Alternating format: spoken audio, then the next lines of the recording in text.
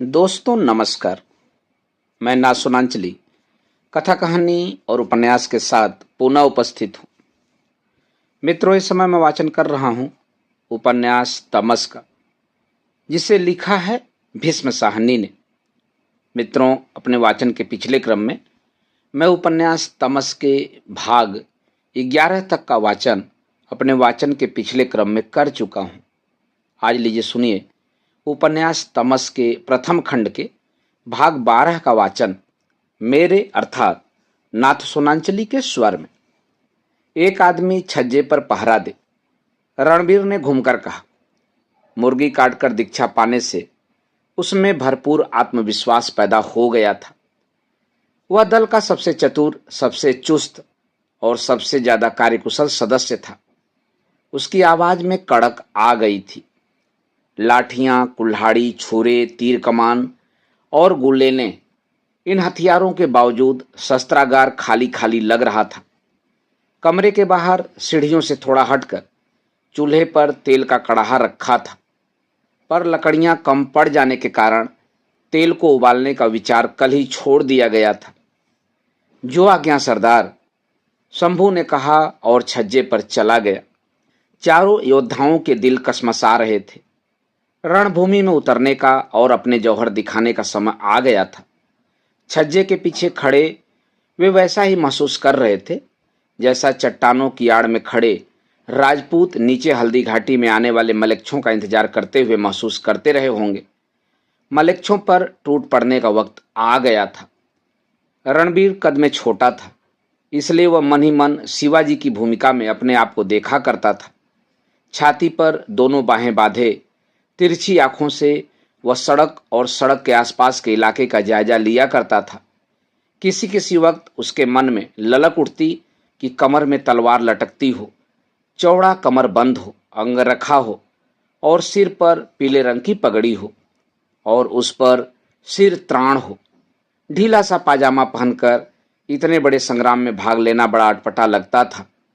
पजामा और सीधी सादी कमीज और नीचे फटी हुई चप्पल वीर सैनिक का बाना नहीं था, पर जो अधिकार भाव उसकी वेशभूषा में नहीं था, उसे रणबीर ने कड़क कर हुक्म देने वाली अपनी आवाज से पूरा कर लिया था। फौज के कमांडरों की तरह हुक्म देता था और दल के सभी सदस्यों को कड़े अनुशासन में रखता था। पीछे पीछे हाथ बांधे, तनिक झुककर गहरी चिंता में खोया हुआ वह शस्त्रागार में ऊपर नीचे टहलता, वैसे ही जैसे औरंगजेब के साथ लोहा लेने से पहले शिवाजी टहलते रहे होंगे। सरदार, रणबीर ने घूमकर देखा। मनोहर खड़ा था, जो कुछ देर पहले एक एक गुलेल के पास एक एक ढेरी कंकड़ों की लगा रहा था। लकड़ियां कम पड़ गई हैं, तेल नहीं उबल सकता। क्या कोयला भी नहीं है? नहीं सरदार। रणबीर कमरे में पीठ पीछे हाथ बांधे कुछ देर तक टहलता रहा।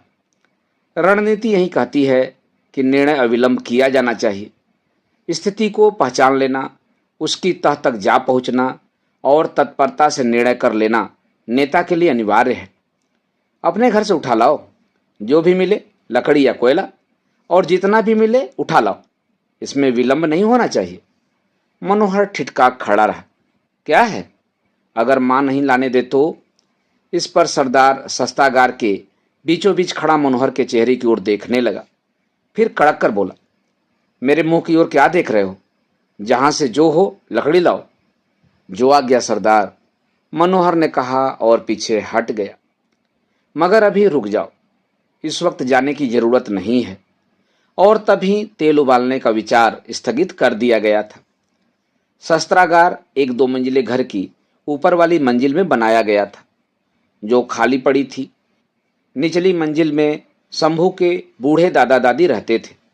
ऊपर वाली मंजिल का छज्जा सड़क पर खुलता था और सड़क के किनारे पीपल का सुंदर पेड़ था, जिससे छज्जा बहुत कुछ ढका रहता था। पर घर के अंदर जाने का रास्ता एक गली में से था, जो पीपल के पेड़ के सामने ही अंदर चली गई थी। यह गली टेढ़ी मेढ़ी थी, अंधेरी और सकरी थी। सड़क पर से जाने वाला व्यक्ति गली में खो सा जाता था। रणबीर को इसकी स्थिति समझाते हुए शंभू ने इसे चक्रव्यूह के प्रवेश की संज्ञा दी थी और दल की सरगर्मियों के लिए इसे सबसे ज्यादा उपयुक्त बताया था। गली थोड़ी दूर जाकर बाएं हाथ को मुड़ गई थी। मोड़ पर किसी पीर का टूटा हुआ मजार था और मजार के सामने एक बूढ़ा मुसलमान रहता था जिसकी 2 बीवियां थीं। आगे चले जाओ तो पानी का नल आता था जो दोपहर के वक्त बंद रहता था। 4 बजे दोपहर तक नल पर कोई जीव नजर नहीं आता था। नल के आगे सभी मकान हिंदुओं के थे। केवल गली के अंत में 2-3 कच्चे मकान थे जिनमें मुसलमान रहते थे। एक में महमूद धोबी रहता था, दूसरे में रहमान हमाम वाला। इसके अतिरिक्त जगह जगह से दाएं बाएं अन्य गलियां निकल गई थी। अगर मलेक्स पर हमला इस गली में किया जाएगा तो वह पानी के नल और गली के छोर के बीच के हिस्से में ही किया जा सकता है। खतरा हो तो किसी न किसी हिंदू के घर की ड्योढ़ी में घुसा जा सकता है। तुम गली में रहने वाले मलेच्छों को जानते हो? रणबीर ने शंभू से पूछा था। हाँ सरदार, मैं इन्हें जानता हूँ। महमूद धोबी हमारे घर के कपड़े धोता है और पीर की कब्र के सामने जो मियाँ जी रहते हैं वे मेरे दादाजी के साथ बहुत उठते बैठते हैं। तुम इस गली में काम नहीं करोगे, रणबीर ने निर्णायक स्वर में कहा। शंभू हतोत्साह हो गया। आज ये लोग अपने पहले शिकार पर धावा बोलने वाले थे। चारों वीर उत्तेजित थे। अभी तक केवल तैयारी चलती रही थी। आज रणभूमि में जौहर दिखाने का समय आ गया था। आज रण में जाके धूम मचा दे बेटा। धर्मदेव के कानों में वीर रस भरे इस गीत की पंक्ति देर से गूंज रही थी। मनोहर तनिक चिंतित था। वह अपनी मां से कुछ भी कहे बिना चला आया था और अब दिन के 2 बजा चाहते हैं और मनोहर को डर था कि चौका समेटने के बाद उसकी मां उसे ढूंढने निकल पड़ेगी और कौन जाने ढूंढती ढूंढती इधर ही आ निकले। रणबीर ने अन्य तीनों योद्धाओं को शस्त्रागार में इकट्ठा किया और रणनीति पर विचार करते हुए बोला, शत्रु पर उबलता तेल डालने का समय अभी नहीं आया है। उबलता तेल उस समय डाला जाता है जब शत्रु अपने दुर्ग पर हमला कर दे और आप हथियारों से उसका मुकाबला न कर सकते हो। फिर उसने तनिक सोच कर कहा, यहाँ केवल छुरा चलेगा, कमानीदार छुरा। फिर उसने इंद्र को संबोधित करके कहा, एक बार फिर पैतरा करके दिखाओ, उठाओ छुरा दासे पर से। इंद्र फुर्ती से छुरा उठा लाया। कमरे के बीचों बीच दोनों टांगे फैलाए वह क्षण भर के लिए खड़ा रहा। छुरे की मूठ उसके दाएं हाथ में थी और उसका फल पीछे की ओर था। फिर बायां कदम उठाकर वह उछला और हवा में अर्धवृत्त काटकर फिर दोनों टांगे फैलाए रणबीर की पीठ की ओर मुंह किए फर्श पर उतरा। इसी बीच उसने रणबीर की कमर को निशाना बनाते हुए उल्टे हाथ से छुरे के वार का संकेत किया था। रणबीर ने सिर हिलाया। शत्रु की छाती अथवा पीठ को कभी भी निशाना नहीं बनाओ। वार हमेशा कमर में करो या पेट में और घुमावदार छुरा घोंपने के बाद उसे अंदर ही अंदर थोड़ा मोड़ दो। इससे अतड़ियां बाहर आ जाएंगी। अगर तुम भीड़ में शत्रु पर वार करते हो तो छुरा बाहर खींचने की कोशिश नहीं करो, उसे वहीं रहने दो और भीड़ में खो जाओ। रणबीर वहीं कुछ बोले जा रहा था जो उसने मास्टर देवव्रत के मुंह से सुना था। थोड़ी देर बाद दल 2 हिस्सों में बट गया था। पहले हमला इंद्र के हाथों किया जाएगा, इसलिए शंभू, इंद्र और सरदार शस्त्रागार को छोड़कर नीचे ड्योढ़ी में आ गए, जबकि मनोहर ऊपर बना रहा। फैसला किया गया कि सड़क की ओर छज्जे पर खड़ा सैनिक नजर रखेगा और गली में आने जाने वाले लोगों पर रणवीर और इंद्र और शंभू और रणबीर के हुक्म से इंद्र ड्योढ़ी में से निकलकर शत्रु पर हमला करेगा। गली में घूमने वाले दरवाजे को थोड़ा सा खोल देने पर सड़क का कुछ हिस्सा और गली का शुरू का हिस्सा नजर आते थे। पीपल के तने के पार सड़क का हिस्सा था जो दोपहर की धूप में चमक रहा था। गली के सामने एक तांगा रुका। रणवीर ने दरवाजे को लगभग पूरी तरह मूद दिया और एक पतली सी दरार में से बाहर की ओर देखने लगा। कौन है? इंद्र ने फुसफुसाकर पूछा। रणवीर चुप रहा। अन्य 2 सैनिकों ने भी आगे बढ़कर दरार पर आंख लगाई। जलाल खान है, नवाबजादा जलाल खान, शंभू बोला। यह सड़क के किनारे सामने वाले मकान में रहता है। हमारे मोहल्ले का बहुत बड़ा रईस है। डिप्टी कमिश्नर से मिलने जाता है, शंभू एक सांस में कह गया। दरार में से क्षण भर के लिए उसका सफेद तुर्रा, चढ़ी हुई मूछें और लाल दमकता चेहरा नजर आया, पर जैसे वह सामने आया वैसे ही ओझल भी हो गया। गली में से गुजरते हुए उसकी सरसराती तलवार और चरमराते जूते सुनाई दिए। कुछ निर्णय कर सकने के पहले ही वह अपने घर के अंदर जा चुका था। तीनों वीर सैनिक ठगे से खड़े रह गए। वह यूं भी कद में बहुत ऊंचा लंबा था। उसे सामने से जाता देखकर तीनों सहम से गए थे और सोचने का मौका ही नहीं मिला था। मास्टर जी ने कहा था कि अपने शत्रु की ओर ध्यान से कभी नहीं देखो, इससे निश्चय डगमगाने लगता है। किसी भी जीव की ओर ध्यान से देखो तो उसके प्रति दिल में सहानुभूति पैदा होने लगती है। ऐसा कभी नहीं होने देना चाहिए। पीछे गली में कोई दरवाजा खुला और फिर खड़ाक से बंद हो गया। तीनों के कान खड़े हो गए। रणबीर ने दरवाजे के पर्दे को इस तरह से खोला कि पर्दों के बीच की दरार गली की ओर खुल गई। कौन है? इंद्र ने फुसफुसा कर पूछा। मलेच्छ, रणबीर बोला। दोनों मित्र ऊपर नीचे दरार से आंख लगाकर खड़े हो गए। एक दाढ़ी वाला बड़ी उम्र का आदमी गली में से चलता हुआ सड़क की ओर आ रहा था। मियाँ जी हैं, शंभू पहचानते हुए बोला। पीर की कब्र के सामने वाले घर में रहते हैं। इस वक्त मस्जिद में नमाज पढ़ने जा रहे हैं। रोज इस वक्त नमाज पढ़ने जाते हैं। चुप रहो। मियाँ गली का थोड़ा सा हिस्सा लांघ कर पीपल के पेड़ के पास आया और वहां से बाएं हाथ घूम गया। वह काले रंग की वास्कट पहने था और नीचे सलवार और ढीली सी चप्पल। उसके दाएं हाथ में छोटी सी तस्बीह लटक रही थी। बूढ़ा होने के कारण उसकी पीठ झुकी थी और वह धीरे धीरे चलता जा रहा था। जाऊं? इंद्र ने झट से सरदार से पूछा। नहीं, अब वह सड़क पर पहुंच चुका है।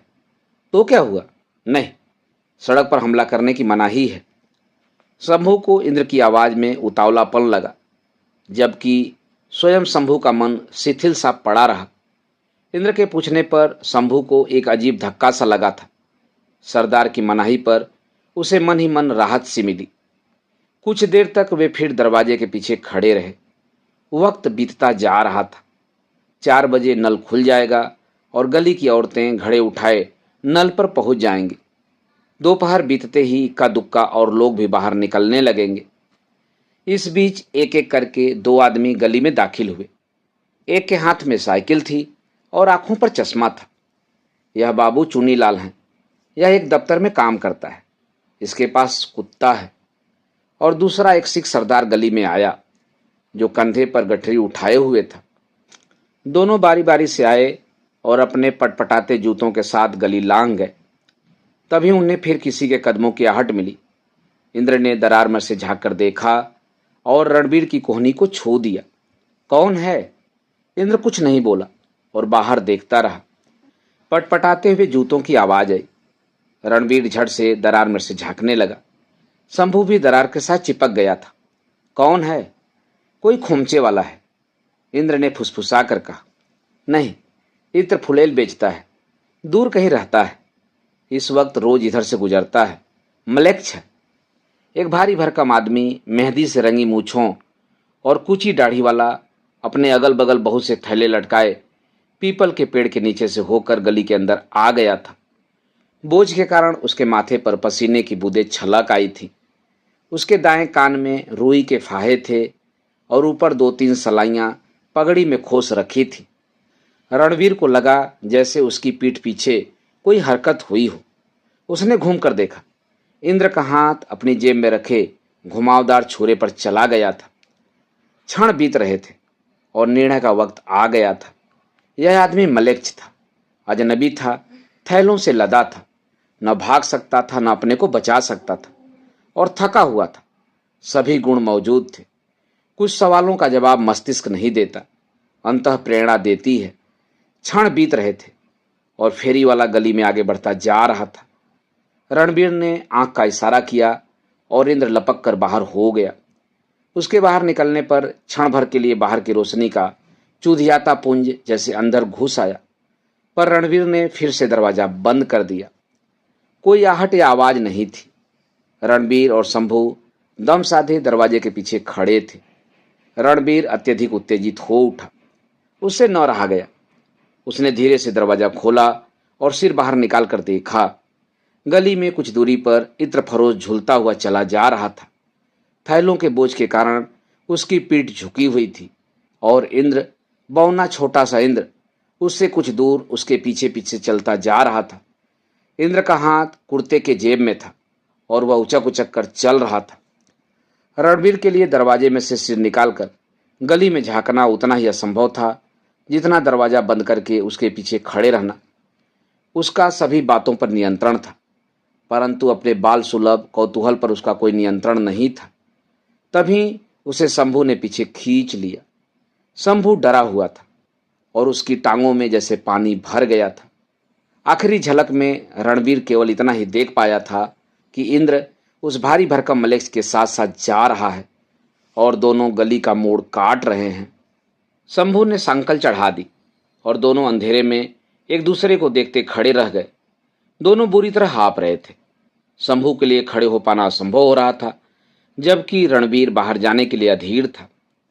गली का मोड़ मुड़ने पर सहसा इत्रफरोश की नजर बालक पर पड़ गई। अपने पटपटाते जूतों के कारण शायद वह उसके पांवों की आहट नहीं सुन पाया था। इत्रफरोश मुस्कुरा दिया। किधर जा रहे हो बेटे? इस वक्त किधर जा रहे हो? उसने कहा और मुस्कुराते हुए अपना हाथ बढ़ाकर इंद्र के सिर पर रख दिया। इंद्र ठिठक गया और एकटक उसके चेहरे की ओर देखने लगा। उसका हाथ अपनी जेब में था। इंद्र के अवचेतन में यह बात उठी कि इस आदमी के गाल फूले हुए हैं और मास्टर जी ने एक बार कहा था कि फूले हुए गालों वाले लोग बुजदिल होते हैं और उनका मेंदा खराब होता है और वे भाग नहीं सकते, जल्दी हाँफने लगते हैं। और यह आदमी सचमुच हाँफ रहा था। इंद्र अपने शिकार पर झपटने के लिए पैर तौल रहा था। उसकी आंखें अभी भी मलेक्स के चेहरे पर गड़ी थी। इत्रफरोश को लड़का मासूम सा लगा, छोटी उम्र का, कोमल सा, जो शायद आश्रय खोजता हुआ उसके पीछे पीछे चला आया था। शायद डरा हुआ था। शहर में आज सभी लोग डरे हुए थे। कहाँ रहते हो? चलो मेरे साथ, आते जाओ। आज के दिन बाहर अकेले नहीं घूमना चाहिए। लेकिन इंद्र टस से मस नहीं हो रहा था। अभी भी वह इत्रफरोश के चेहरे की ओर घूरे जा रहा था। तेली मोहल्ले तक मैं तुम्हें पहुंचा दूंगा।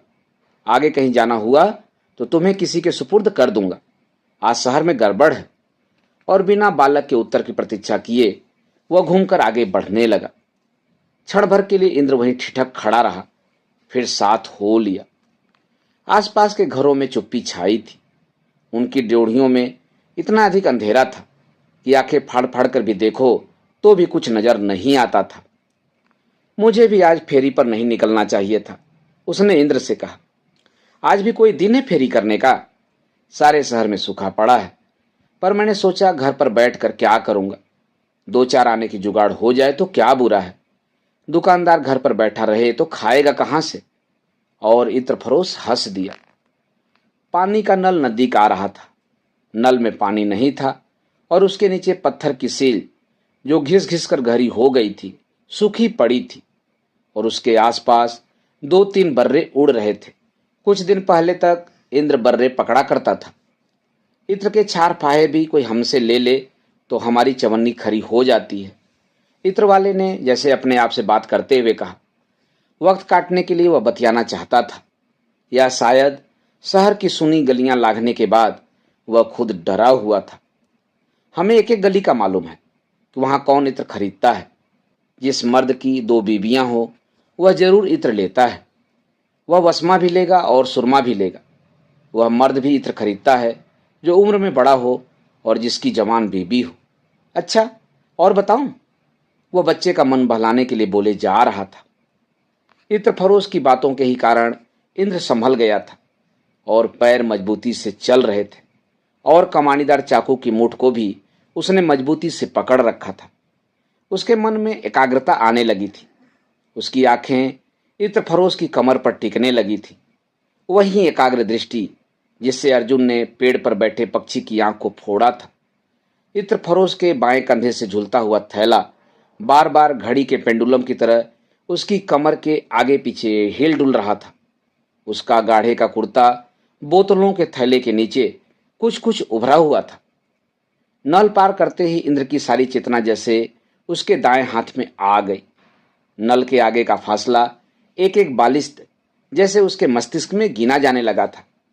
बोतलों का थैला झूल रहा था, कमर बार बार सामने आ रही थी और इत्र फरोश के पटपटाते जूते उसके साथ साथ बज रहे थे। बाजार में फाहे ज्यादा बिकते हैं, घरों में इत्र और तेल ज्यादा बिकता है, इत्र फरोश कह रहा था। सहसा इंद्र लपका और उसने पैतरा मारा। इत्र फरोश को लगा जैसे उसके बाएं हाथ कोई चीज जोर से हिली है। उसे भास हुआ जैसे कोई चीज चमकी भी है, पर वह खड़ा होकर घूमकर देखे कि क्या बात है, तब तक उसे थैले के नीचे तीखी चुभन का भास हुआ। इंद्र का निशाना ठीक बैठा था। वार करने के बाद सरदार के आदेशानुसार उसने चाकू को थोड़ा मोड़ दिया था और अतड़ियों के जाल में भी फंसा दिया था। इत्रफरोश अभी पूरी तरह से मुड़ नहीं पाया था कि उसने देखा लड़का पीछे की ओर भागा जा रहा है। उसे फिर भी समझ में नहीं आया कि क्या हुआ है।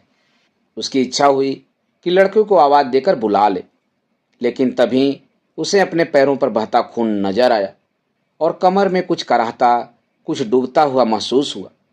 मीठा सा दर्द उठा, फिर तेज नस्तर सा दर्द, और वह डर के मारे बदहवास हो गया।